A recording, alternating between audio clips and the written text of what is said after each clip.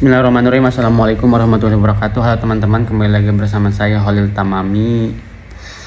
Saya akan menjelaskan apa saja materi yang dipelajari di pertemuan kemarin mata kuliah penulisan berita artikel.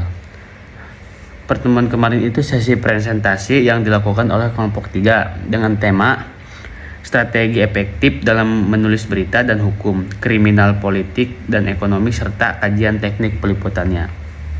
Oke, langsung saja teman-teman. Yang pertama di sini ada teknik peliputan berita hukum. Berita hukum adalah laporan tentang peristiwa yang berkaitan dengan hukum atau ketentuan hukum. Definisi berita hukum mencakup laporan tentang peristiwa yang terjadi di kalangan hukum seperti kasus hukum, perkembangan hukum, atau perundang-undangan baru. Berita hukum juga dapat mencakup analisis dan pendapat tentang perkembangan hukum atau ketentuan hukum. Selanjutnya di sini ada teknik penulisan berita hukum.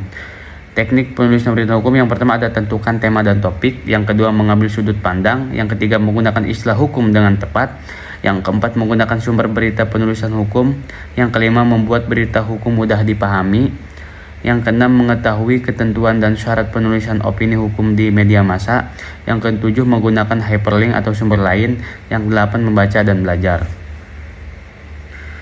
Selanjutnya teman-teman, kita ke teknik peliputan berita kriminal. Berita kriminal adalah keterangan tentang peristiwa yang hangat, menarik, dan masih baru yang bersangkutan dengan kejahatan. Selanjutnya ada teknik penulisan berita kriminal. Berita kriminal ialah berita yang mendokumentasikan segala kejadian yang melanggar norma-norma moral seperti pembunuhan, perampokan, pencurian, penodongan, pemerkosaan, penipuan, korupsi, penyelewengan, kecelakaan, razia oleh pihak berwenang, bunuh diri, penyalahgunaan psikotropika, dan sebagainya. Di sini ada teknik penulisan berita kriminal. Yang pertama ada memahami inti dari permasalahan secara mendalam. Yang kedua dalam merancang lead berita yang menarik bagi pembaca. Yang ketiga menetapkan sudut pandang berita.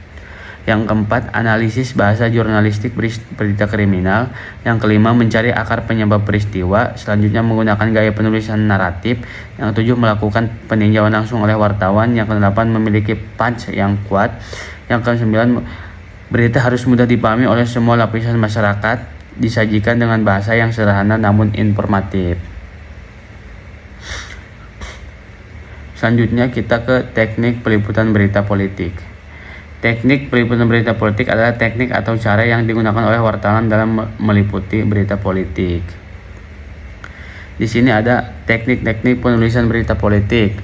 Yang pertama ada mengenali peristiwa dan kejadian politik. Yang kedua mengumpulkan informasi dari sumber berita. Selanjutnya menulis struktur berita, mengelola penyuntingan berita, memperhatikan kode etik jurnalistik. Yang keenam mengembangkan berita mendalam. Yang ketujuh menggunakan bahasa yang benar. Selanjutnya memahami struktur berita politik. Selanjutnya kita ke teknik penulisan berita ekonomi. Di sini reportase berita ekonomi meliputi peristiwa atau informasi yang muncul dari sistem aktivitas manusia yang berhubungan dengan produksi, distribusi, pertukaran, dan konsumsi barang dan jasa. Ruang lingkup berita ekonomi secara garis besar terbagi menjadi dua. Yang pertama ada ekonomi mikro dan yang kedua ada ekonomi makro.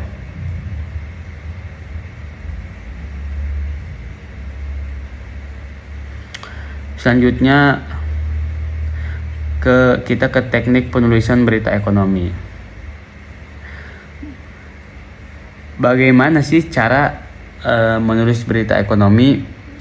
Yang di sini yang pertama ada harus memahami dasar-dasar ekonomi dan keuangan sebelum Anda dapat melaporkan secara efektif. Yang kedua, tulisan berita yang mudah dipahami oleh pembaca atau pendengar. Yang ketiga, berita tidak dipenuhi dengan angka. Yang keempat, sedapat mungkin hindari jargon ekonomi. Jika Anda perlu untuk memasukkan istilah-istilah teknis, jelaskan pada audiens. Yang kelima, neraca berisi banyak informasi yang berguna pada organisasi keuangan. Belajarlah membaca neraca. Yang terakhir adalah adil dalam memberitakan konflik industri. Mungkin itu saja yang bisa saya sampaikan, kurang lebihnya mohon maaf. Wassalamualaikum warahmatullahi wabarakatuh.